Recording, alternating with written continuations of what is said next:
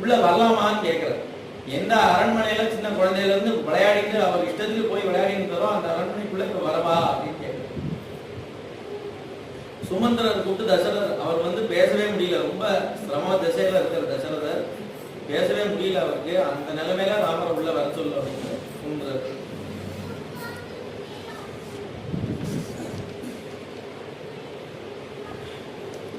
தசரதர் குமுறி அழகான் ராமரை பார்த்து, ராமா இது சத்தியம் இல்ல, இது தர்மம் இல்ல, இது வஞ்சனை, கைகேயி என்னை ஏமாத்திட்டா, நீ போகாதே, என்னை மீறி பட்டம் கட்டிக்கோ, அதுதான் பித்ருவாக்கி பரிவாரணம், அதுதான் எனக்கு இஷ்டம் அப்படிங்கிறத.